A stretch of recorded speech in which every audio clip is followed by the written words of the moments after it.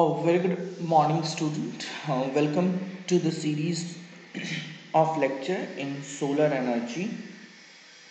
So today we will discuss about the positions of the sun throughout the year. The tilt of the earth causes the movement of the sun of 23.45 degree above and below the equator. So the sun rays will be direct only between 23.45 degree above and below the equator. This is the description of the sun's position throughout the year. On March 21st or 22, the incoming solar energy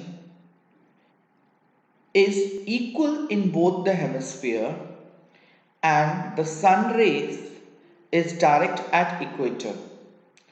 And at this position, when the sun rays is equal in both hemisphere, we called it as vernal equinox, which is generally on March 21st and 22nd.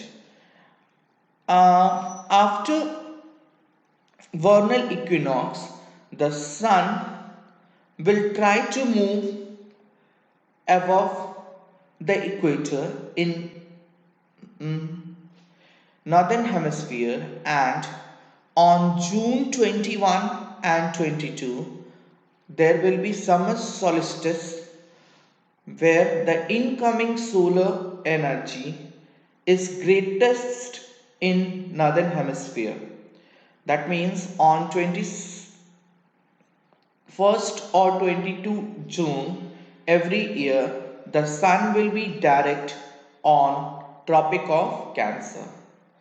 After that, reaching 23.45 degree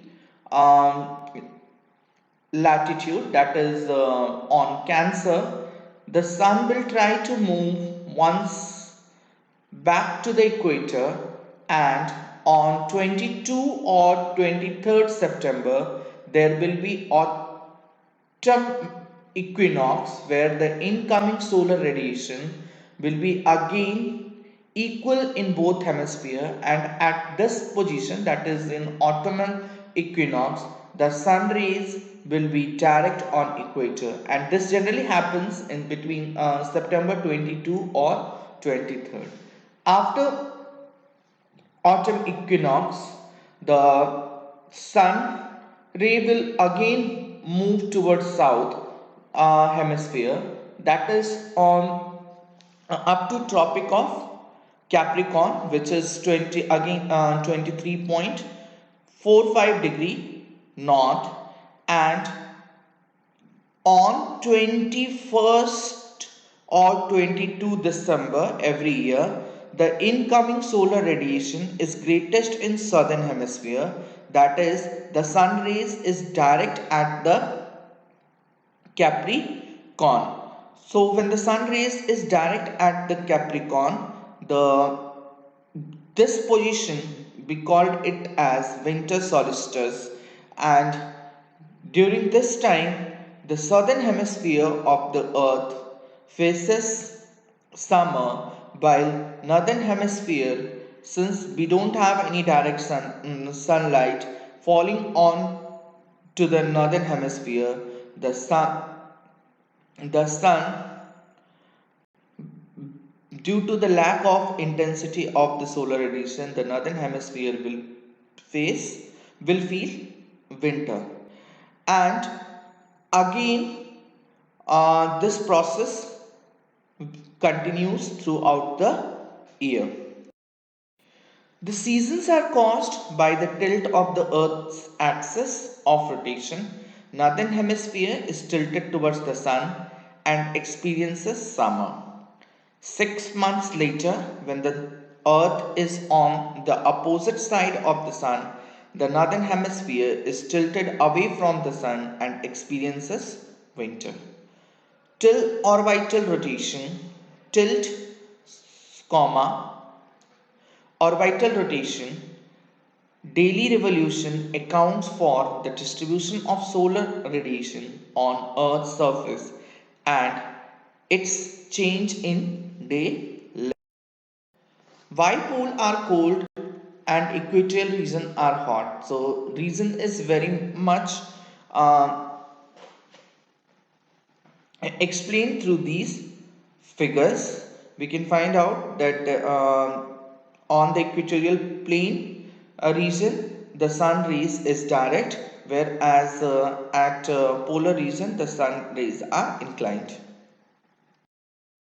Solar radiation on Earth's surface varies during the day, that is hourly variation, east to west sun movement, monthly or seasonal variation due to the Earth's tilt, due to the presence of cloud and orientation of the surface. So these are the reasons behind variation in solar radiation onto the Earth's surface.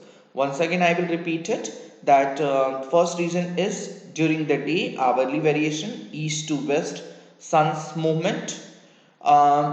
Second will be monthly, or that is seasonal variation due to the Earth's tilt. Next will be due to the presence of cloud, and last is the orientation of the Earth's surface.